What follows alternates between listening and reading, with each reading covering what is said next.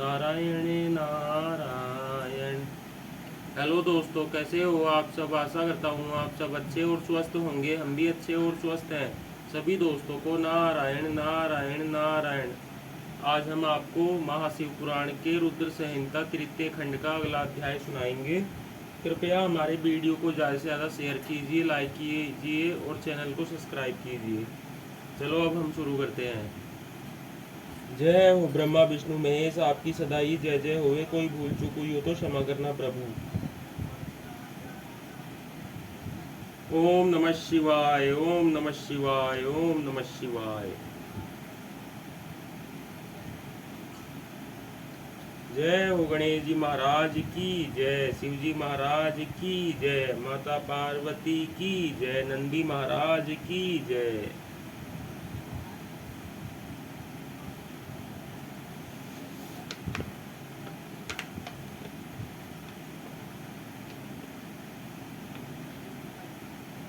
दोस्तों, आज का हमारा अध्याय है अध्याय 22। श्री शिव की आराधना के लिए पार्वती जी की दुष्कर तपस्या। ब्रह्मा जी कहते हैं, देवर्षि तुम्हारे चले जाने पर प्रफुल्लित हुई पार्वती ने महादेव जी को तपस्या से ही साध्य माना और तपस्या के लिए मन में निश्चय किया। तब उन्होंने अपनी सखी जया और विजया के द्वारा पिता हिमाचल और माता मैना से आज्ञा मांगी। पिता ने तो स्वीकार कर लिया, परंतु माता मैना ने स्नेहवश अनेक प्रकार से समझाया और घर से दूर वन में जाकर तप करने से पुत्री को रोका। मैना ने तपस्या के लिए वन में जाने से रोकते हुए माँ बाहर न जाओ ऐसा कहा। इसलिए उस समय शिवा का नाम उमा हो गया। मुने शैलराज की प्यारी पत्नी मैना ने रोकने से शिवा को दुखी हुई जान अपना विचार बदल दिया और पार्वती को तपस्या के लिए जाने की आज्ञा दे दी। मुनि श्रेष्ठ माता की वह आज्ञा पाकर उत्तम व्रत का पालन करने वाली पार्वती ने भगवान शंकर का स्मरण करके अपने मन में बड़े सुख का अनुभव किया। माता पिता को प्रसन्नता पूर्वक प्रणाम करके शिव के स्मरण पूर्वक दोनों सखियों के साथ वे तपस्या करने के लिए चली गईं।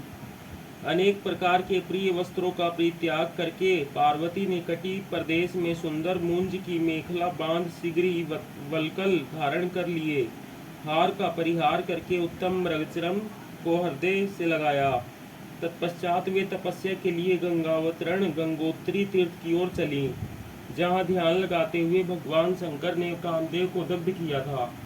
हिमालय का वह शिखर गंगावतरण के नाम से प्रसिद्ध है। वहीं परम उत्तम श्रृंगी तीर्थ में पार्वती ने तपस्या प्रारंभ की। गौरी के तप करने से ही उसका गौरी शिखर नाम हो गया।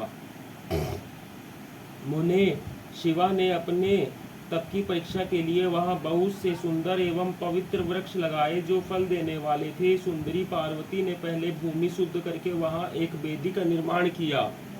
तदंतर ऐसी तपस्या आरंभ की जो मुनियों के लिए भी दुष्कर थी। वे मन सहित संपूर्ण इंद्रियों को शीघ्र ही काबू में करके उस वेदी पर उच्च कोटि की तपस्या करने लगी।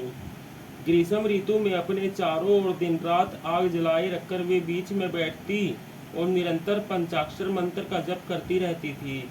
वर्षा ऋतु में वेदी पर सुस्थिर आसन से बैठकर अथवा किसी पत्थर की चट्टान पर ही आसन लगाकर वे निरंतर वर्षा की जलधारा से भीगती रहती थीं। शीतकाल में निराहार रहकर भगवान शंकर के भजन में तत्पर हो वे सदा शीतल जल के भीतर खड़ी रहती तथा रात भर बर्फ की चट्टानों पर बैठा करती थी। इस प्रकार तप करती हुई पंचाक्षर मंत्र के जप में संलग्न हो शिवा संपूर्ण मनोवांछित फलों के दाता शिव का ध्यान करती थी। प्रतिदिन अवकाश मिलने पर वे सखियों के साथ अपने लगाए हुए वृक्षों को प्रसन्नतापूर्वक सींचती और वहां पधारे हुए अतिथि का आतिथ्य सत्कार भी करती थी। शुद्ध चित्त वाली पार्वती ने प्रचंड आंधी, कड़ाके की सर्दी, अनेक प्रकार की वर्षा तथा दुस्सह धूप का भी सेवन किया। उनके ऊपर वहां नाना प्रकार के दुख आए, परंतु उन्होंने उन सबको कुछ नहीं गिना। मुने वे केवल शिव में मन लगाकर वहां सुस्थिर भाव से खड़ी या बैठी रहती थीं। उनका पहला वर्ष फलाहार में बीता और दूसरा वर्ष उन्होंने केवल पत्ते चबाकर बिताया। इस तरह तपस्या करती हुई देवी पार्वती ने क्रमश असंख्य वर्ष व्यतीत कर दिए। तदंतर हिमवान की पुत्री शिवा देवी पत्ते खाना भी छोड़कर सर्वथा निराहार रहने लगी।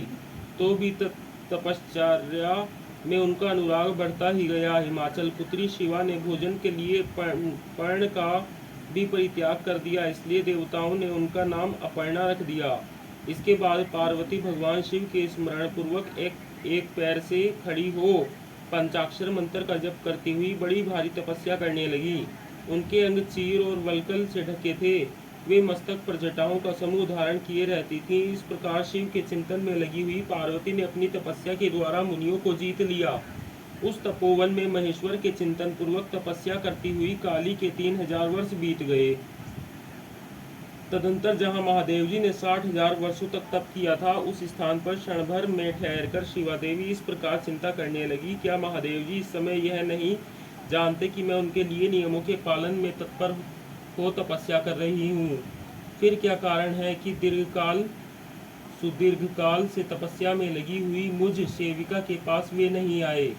लोक में, वेद में और मुनियों द्वारा सदा गिरीश की महिमा का गान किया जाता है। सब यही कहते हैं कि भगवान शंकर सर्वज्ञ, सर्वात्मा, सर्वदर्शी, समस्त ऐश्वर्यों के दाता, दिव्य शक्ति संपन्न, सबके मनोभाव को समझ लेने वाले, भक्तों को उनकी अभिष्ट वस्तु देने वाले और सदा समस्त क्लेशों का निवारण करने वाले हैं।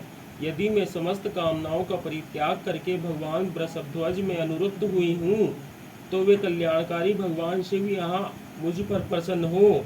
यदि मैंने नारद तंत्रोक्त शिव पंचाक्षर मंत्र का सदा उत्तम भक्तिभाव से विधिपूर्वक जप किया हो, तो भगवान शंकर मुझ पर प्रसन्न हो।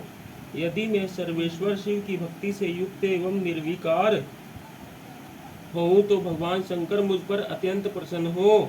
इस तरह नित्य चिंतन करती हुई जटा वल्कल धारिणी निर्विकारा पार्वती मुंह नीचे किए सुदीर्घ काल तक तपस्या में लगी रही। उन्होंने ऐसी तपस्या की जो मुनियों के लिए भी दुष्कर थी। वहां उस तपस्या का स्मरण करके पुरुषों को बड़ा विस्मय हुआ। महर्षि पार्वती की तपस्या का जो दूसरा प्रभाव पड़ा था, उसे भी इस समय सुनो। जगदम्बा पार्वती का वह महान तप परम आश्चर्यजनक था। जो स्वभावतः एक दूसरे के विरोधी थे, ऐसे प्राणी भी उस आश्रम के पास जाकर उनकी तपस्या के प्रभाव से विरोध रहित हो जाते थे। सिंह और गऊ आदि सदा रागादि दोषों से संयुक्त रहने वाले पशु भी पार्वती के तप की महिमा से वहां परस्पर बाधा नहीं पहुंचाते थे। मुनिश्रेष्ठ, इनके अतिरिक्त जो स्वभावतः एक दूसरे के बैरी है, वे चूहे, बिल्ली आदि दूसरे जीव भी उस आश्रम पर कभी रोष आदि विकारों से युक्त नहीं होते थे। वहाँ के सभी वृक्षों में सदा फल लगे रहते थे। भांति भांति के तर्ण और विचित्र पुष्प उस वन की शोभा बढ़ाते थे। वहाँ का सारा वन प्रांत कैलाश के समान हो गया। पार्वती के तप की सिद्धि का साकार रूप बन गया। ओम नमः शिवाय, ओम नमः शिवाय, ओम नमः शिवाय। जय हो ब्रह्मा विष्णु महेश, आपकी सदा ही जय जय होवे। कोई भूल चूक हुई हो तो क्षमा करना प्रभु। दोस्तों, आज के लिए इतना ही। सभी को नारायण नारायण नारायण।